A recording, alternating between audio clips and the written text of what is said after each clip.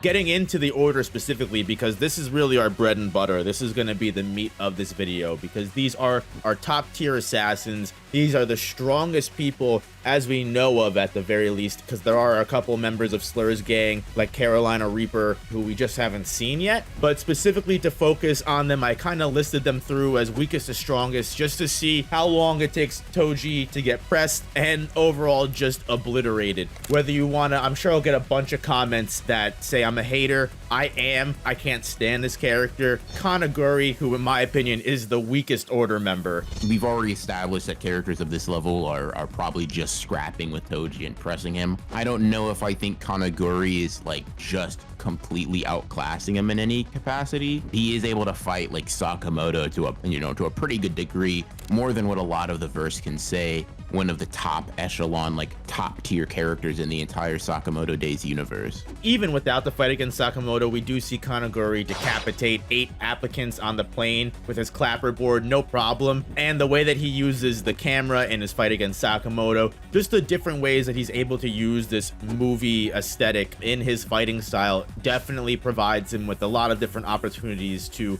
catch Toji off guard. We know he's insanely durable. I think he gets his ass beat multiple different times in that arc alone, and he's still alive and kicking. So he's able to take multiple near lethal hits. I could see like the specialized laser he has catching Toji off guard initially, but I mean, Toji's also he's not new to like large beams or like crazy abilities like that. I mean, he got hit with red, he blocked that with inverted spear. He's been like thrown around with blue. If this is a Toji post Hollow Purple, he probably has a phobia of certain things like that. He's definitely going to be avoiding that laser. But yeah, no, I do agree that on the order members, this is probably the one that I think Toji would have the least amount of difficulty with. Kaguri is like very strong, but he's also relatively straightforward in his fighting style. He just is very powerful. You know what I mean? He has the lasers. He has his movie clicker. He's generally speaking a pretty typical close quarters combatant, just a high level one. Moving forward to a character who I still feel like sits on somewhat of the lower spectrum of the order, despite the fact that this might be a character which I would love to get your take on it, whether you think they would be faster than Toji or not. Kandaka. Even though being a former member of the order shows incredibly insane feats in strength, durability, just being an order member alone is one of the strongest feats you can have in this verse. And just a special set of shoes that he wears, giving him insane speeds that not even Nagumo or Sakamoto, who I don't know if you want to say at this young age they're close to their prime, if not maybe you want to say they're in their prime at this point. Either way, the fact that Kandaka is able to perception blitz characters of this level is a feat that can't go unnoticed. I think Kandaka being able to blitz people who at this point are like so much faster than bullets that it's not even crazy, right? Kandaka did not just like marginally outspeed Sakamoto and Nagumo. Say that these characters are not in their primes yet, that's fine. Bullets are still at this point not even an issue, right? Sakamoto and Nagumo are reacting to that like, I mean, like it's moving in slow motion.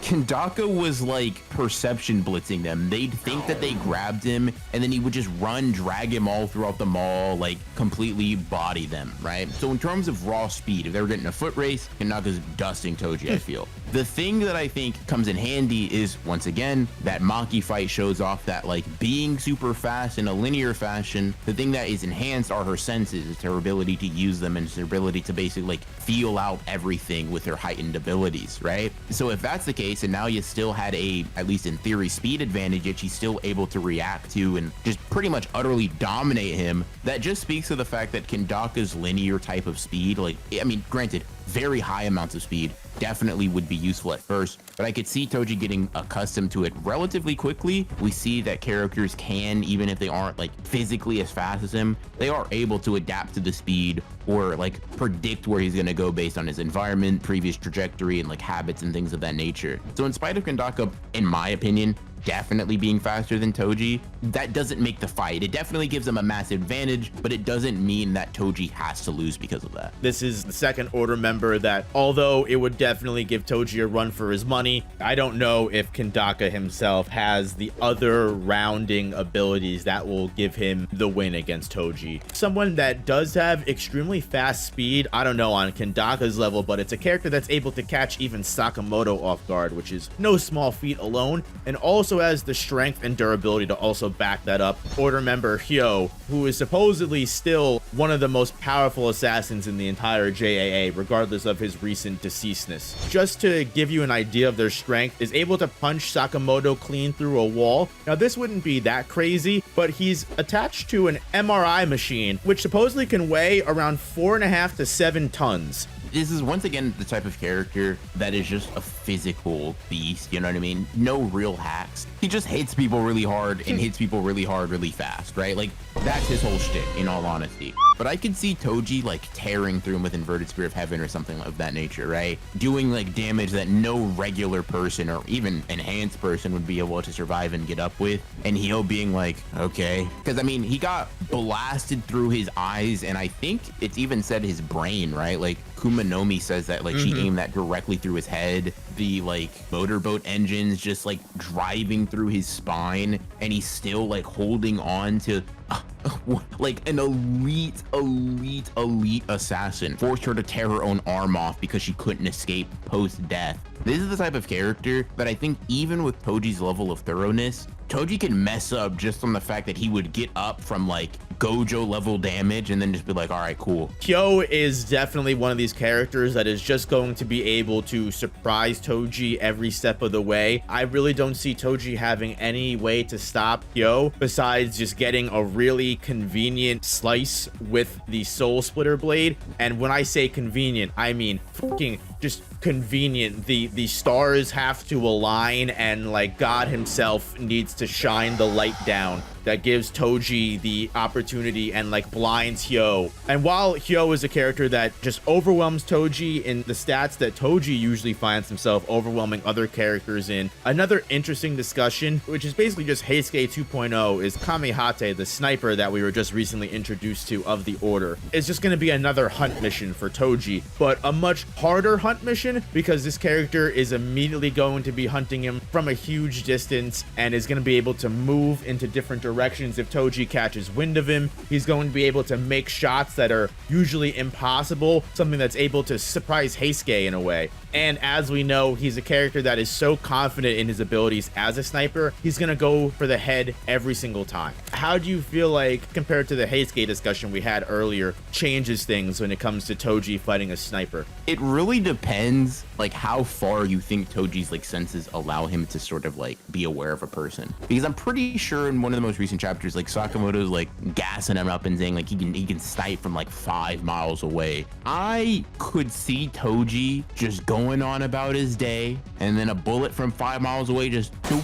5 miles is crazy, right? To just be like, you have to be aware of someone that far away from you consistently. His accuracy is ridiculous. He's sniping other snipers through their scope, shooting ricochet bullets off of spinning tires. I think if Toji starts off being aware of him, to at least in some capacity, knowing that he's being sniped at, the fight does change. I will say this, if there's one thing Toji's really good at, it's disappearing. He wasn't just the invisible man because of the no curse energy, right? Like, he is someone that I think is very good at like weaving in and out of environments that can be useful to him, whether it be like, you know, a wilderness type environment or just like a metropolitan one with a bunch of buildings and things that he can obstruct himself with. I could see Toji being aware that he's being attacked, focusing his senses on like any time a bullet is coming and like tracking him down. It heavily depends on like sort of the starting circumstances, because the further Toji is away from him, if it's Kamihate's like max distance, he's definitely going to take a shot or 2 or 3 before he like really can hone in on where he's at.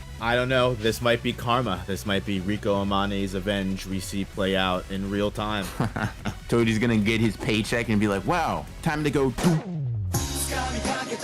But if we are to say that it's a 1v1 tournament style fight, I mean, clearly Toji does have the means to potentially hunt this man down and kill him. Next up is one of my favorite characters. I don't know how you feel, but I truly feel like Osaragi is probably the most goated character in the entire series. She's an Order member, so she's clearly one of the strongest assassins in the JAA, and she's one of the Order members that gets the most shine, in my opinion, throughout the series. She has multiple different fights where we're truly able to see what she's capable of. We know she's insanely fast, able to react to perception blitzing speed characters in her own verse. She's able to completely destroy a character like Dump. She's able to completely take down order level characters. Like, I don't know how you want to scale the geisha character that she ends up fighting. Even though in certain fights, she's kind of a more laid back character. So she does get thrown around a lot in different fights, but she just has that sense of durability, not even worried. She's able to literally bludgeon Dump's head into a stone statue and shatter it by swinging a suitcase into it.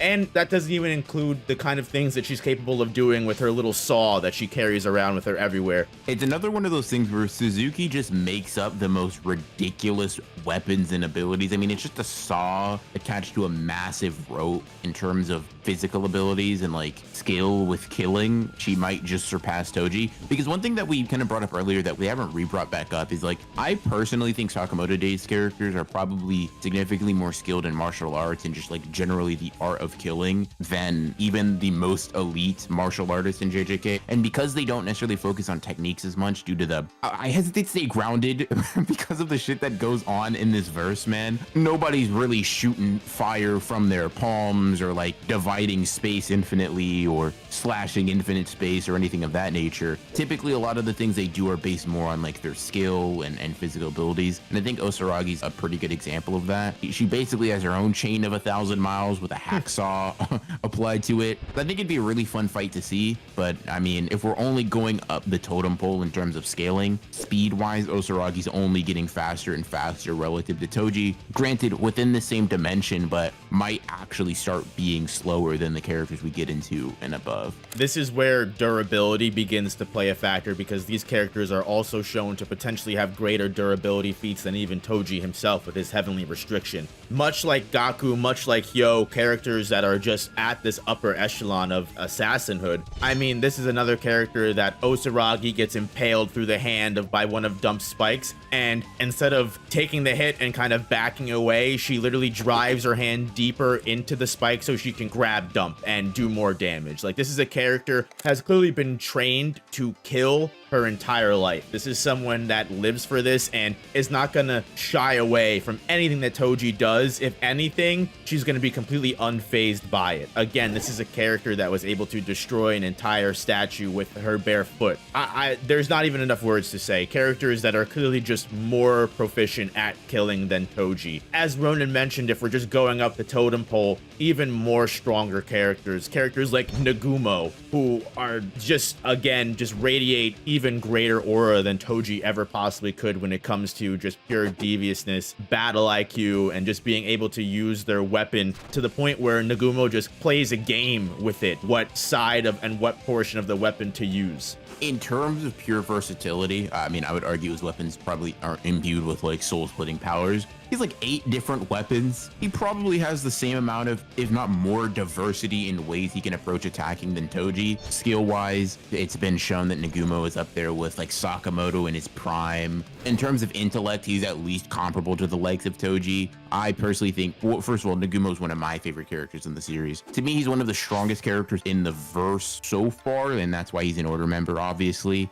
It definitely one of, if not the strongest characters we've talked about on the list so far. And I think at this point, I don't think anybody really washes Toji up to this point. I think we may get into one character who might just dog walk him, right? But I don't think anybody, including Nagumo, is like bullying Toji. But I do think that the wins are getting more and more convincing. I hope we can get a picture of Minimalist, this serial killer, on screen. I know we talked about him and kind of lowballed him before, but if you look at this man, this is a hefty man, all right? Nagumo picks this fucking man up by the neck with one fucking hand. I don't know about anyone that's able to do something like that tells me that Toji isn't going to be given much of a problem, but we can disagree. We can make bygones be bygones, but that's up to you. Difficulty is definitely something that's probably subjective here, especially when we get into another character who is clearly one of the highest characters in the verse as a whole. We have Shishiba, Mr. Hammer Guy, who very clearly is not going to be fazed by Toji whatsoever, especially with the kind of characters he's been put up against in his own verse. I think he goes real simple, right? The hammers aren't too crazy hacks wise. Got to be careful in the ways in which he decides to block and all that stuff. Like the typical things that you have to consider when going up against Toji or whatever. His fight with, I think it's Satoru, right? First of all, great fight, but it's just a pretty high level of display of skill and things of that nature.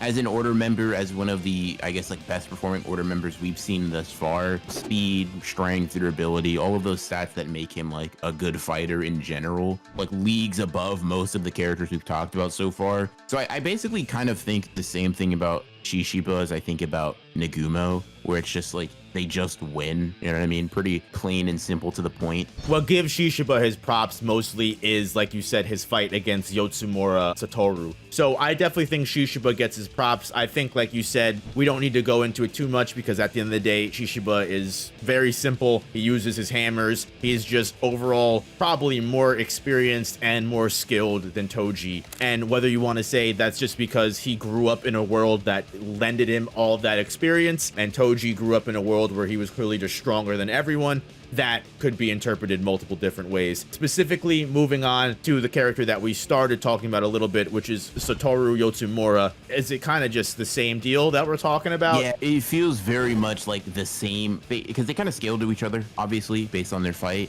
If one character wins, the other character wins. If one loses, the other loses, if that makes sense. He obviously has like the bladed 3-section staff or whatever. I can see Toji not feeling super at odds with the weaponry just from the jump, because I mean, while, you know, Playful Cloud isn't bladed by default, right? He definitely knows his way around that weapon. He probably knows how to fight against it as well, just due to the nature of him using it. But that doesn't necessarily mean he wins just because he has like that specific sort of advantage. I mean, if you agree with us on Nagumo, if you agree with us on Shishiba, if you agree with us on Osaragi, any three of these characters, whether you want to disagree on one and say two of them work, however you want to play it, Yotsumura specifically was able to fight all three of these characters at once. I mean, obviously Shishiba does come in and get the win on his own at the end, but this is still a character that has enough proficiency in weapons in battle that they can take on three of the most powerful order members currently, which this is the current level. This is the same level of scaling we gave to Nagumo, Shishiba, and Osaragi just before. This isn't like a situation like Sakamoto where they're not in their prime, or, you know, we're kind of talking about them in a past sense like Rion, and we don't know where they scale as of this moment or whatever the fuck is even going on with them to begin with. And that's pretty much going to be the same when we talk about characters like Takamura.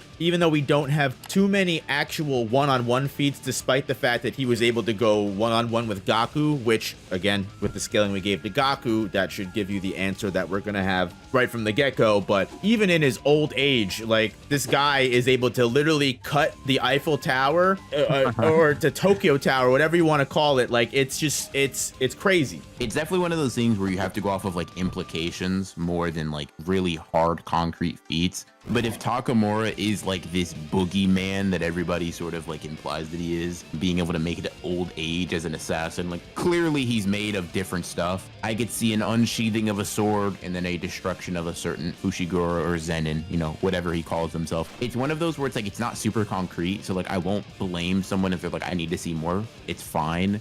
Once you get past Kandaka, Hio, Osaragi, Nagumo, Shishiba, all of these top class assassins in this verse, Toji just unfortunately stands no chance. These are characters that have a much more experienced idea of what killing even is. When we talk about how Toji would fit in a verse of all assassins, if it hasn't been clear through this entire video, he's clearly meeting his match in this verse and not even really holding a high position in this verse. I don't even know if the order would be like, you know what, we're interested in this guy. Like, do you even think like they'd be like, yeah, we want Toji? Toji applying to a job is just such a funny concept because bro is not, he ain't fitting in a professional atmosphere. Oh, well, I gotta show up on time for meetings. I can't do that. That's not me. They definitely would not be a good fit for each other in any capacity for sure. I mean, people like Kaguri are clearly able to do whatever they want, so it really depends. Yeah. But getting into just assassin work as a whole, it's clearly time to focus on the main event, best assassin in the entire world. The series is legitimately named after him, Taro Sakamoto. I know we kind of talked a lot about the order members and how most of them clearly push Toji to the brink of no return. clearly Sakamoto is able to go toe-to-toe with a lot of these order members, but there are two separate ways that this fight can go, because we know Prime Day Sakamoto, the best assassin in the entire world, if he's going to get that title, it's pretty clear as day Toji is going to lose, just based off of the way that we talked about a lot of these characters, specifically even Satoru Yotsumura, who is supposedly another person that shares the title of one of the strongest assassins in the verse. So if Prime Day Sakamoto is stronger than him, then we have our answer right there. But I think the more interesting discussion would be the Sakamoto that we have right now, retired Sakamoto, which is stated to be 30% of Sakamoto's overall prime power. When you want to talk about weapon proficiency, is probably one of the greatest examples of that in not just his verse, not just Jujutsu Kaisen, but probably manga as a whole. I don't know, my scale isn't that high. You've probably read more manga than me, and I'm sure there's commenters that are going to remind me of characters that have probably put up a better feat than Taro in the millions of media that have been presented. But actually, Gata High School has like really crazy martial arts feats. No, but like, yeah, I mean, I definitely agree with the sentiment at the bare minimum. Sakamoto is like, he's that guy when it comes to weapons. He's that guy when it comes to fighting, adaptability, like just like, I mean, he's elite, right? Going back to 30% Sakamoto, mid to high tier order members are kind of like where he, not where he peaks, right? But sort of where he's like, where he's meeting his match, right? Kaguri wasn't like a very simple fight for him. Not to say he was like super high diff, but it wasn't the easiest match in the world. The fact that Kamihate was someone that Sakamoto kind of also looked like, he's like, okay, this is bad. We got to get that from him, whatever. He is obviously a far cry from what his like full power once was. Toji might be able to get back in this fight just because he's now not getting like outsped, out like punched, and like in terms of durability, I mean, he also is like, you know, he's a very durable guy himself. He obviously has that, the extra senses we've been talking about for this entire video. I guess the question is sort of, do you think Sakamoto's skill is enough to overcome the sort of difference in variety of tools? Because I do think that's sort of the main advantage they have against each other, whereas their stats seem relatively comparable, but Toji has better weaponry going into it. Sakamoto has better like hand-to-hand combat ability, adaptability, and general like skill level. How much of an advantage they both have over the other in their respective categories, it definitely is an interesting fight to sort of see play out, right? You have Toji with a one-shot ability, Toji being able to like fight Sakamoto with pretty high levels of proficiency from like crazy range and being able to mix and match that whenever he needs to. And then Sakamoto obviously being like Sakamoto, you know what I mean? I definitely feel like the environment and location plays a big part in the fight between 30% Sakamoto and Toji, specifically because, as we know, the environment is really where Sakamoto shines. Sakamoto is the king of being able to make anything lethal, to the point where even in the first chapter, he's able to make cream puffs and rubber bands a very effective weapon against Shin. We see him in the past arc just be able to pull things from trains. We see him in almost every fight that he's in be able to use the environment to his advantage. So I really feel like regardless of what location they're in, I feel like Sakamoto is going to be able to take advantage of most situations. Now, going back into what we kind of said for Kumanomi being put in a desert, even what Rion says where, you know, regardless of Sakamoto's ability to make any location his domain, for lack of a better word, no pun intended, if she was able to get him in a room with no environment whatsoever, no clothing even, just pure hands and maybe even a knife, she herself would be able to best Sakamoto. So however you want to take that statement, I know we weren't really definitive on exactly what the outcome of Rion and Toji specifically was, but at the end of the day, going up against someone like 30% Sakamoto, it's clear that the location is probably going to be what makes or breaks it, because on characters that are so equal, I think, which is not that crazy to say, Toji coming into the battle with weapons is going to give him an early lead in the beginning. But as we've seen from Sakamoto's durability, Sakamoto's speed, I don't really think the soul splitting blade is going to be something he's going to get hit with, let alone get hit really at all with any kind of critical attacks. I think I would probably put money on Sakamoto on this one, but I'm not sure if you have a different result. Fair enough. Yeah, I definitely do think that circumstance of like environment changes it. The more bare the environment, the more I'm willing to bet on Toji. You put him in a store, you put him in his store. Goodbye, Toji. See you later, buddy. Don't let him get some bubble gum. Don't let him get to random odds and ends. He's really going to start cooking. Let's be real. Generally speaking, there are going to be more things around Sakamoto to use than there would be like for him to not be able to like deploy or like, you know, use in close quarters combat. So I do think more times than not, I would also put money on Sakamoto as well. What's kind of even crazy to think about, because I'm sitting here while you're talking, just imagining things, because I'm thinking like, even if you put Sakamoto in a desert, like I wouldn't even put it past him to just use fucking sand in one of the craziest ways I've ever seen and like find some way to make the fight difficult for Toji. Like this is clearly in no way, shape or form a fight that Toji's going to be walking away from unscathed, or at least using the fullest potential that he has